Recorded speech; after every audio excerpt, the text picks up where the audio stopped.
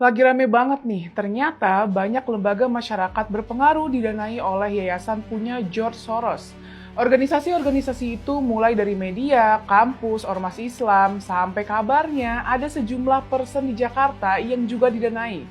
Beberapa lembaga yang disebut, misalnya Majalah Tempo, Lembaga Survei Selios, dan Kurawal Indonesia. Ada motif apa ya? Tapi sebelum lebih jauh, yuk kita cari tahu dulu siapa sih George Soros. George Soros adalah miliarder investor asal Amerika Serikat yang juga pendiri jaringan filantropi global Open Society Foundations. Lewat yayasan ini, dia menyalurkan dana miliaran dolar ke berbagai organisasi di dunia untuk program seperti demokrasi, hak asasi manusia, media, dan masyarakat sipil.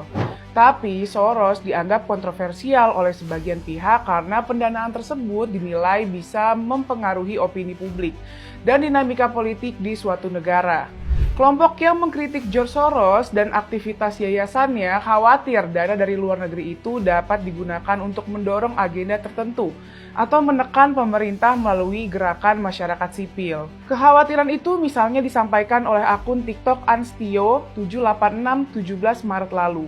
Dalam postingannya, dia menyampaikan bahwa di websitenya Open Society, George Soros mendanai 5 orang di Jakarta sebesar 2 miliar rupiah per orang. Pemberian dana itu dicurigai untuk membentuk opini publik soal Indonesia, karena 5 orang yang dikasih dana itu sebagian besar adalah orang-orang yang berprofesi sebagai jurnalis dan filmmaker. Akun TikTok lainnya, Martin Aprildo, mengungkapkan track record Soros yang dianggapnya menjadi biang kerok krisis moneter di Asia.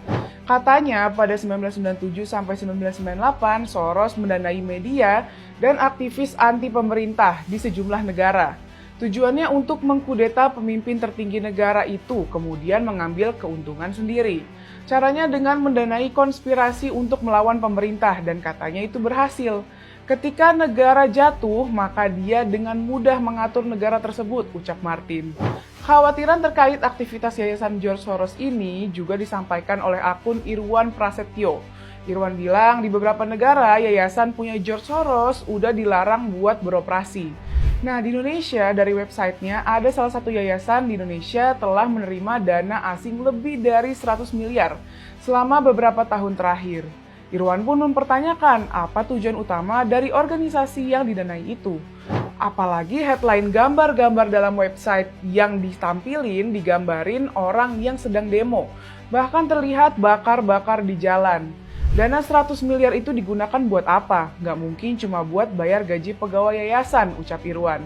Irwan juga ngingetin rekam jejak George Soros, katanya dia nggak segan-segan bikin kekacauan di berbagai negara demi mengambil keuntungan.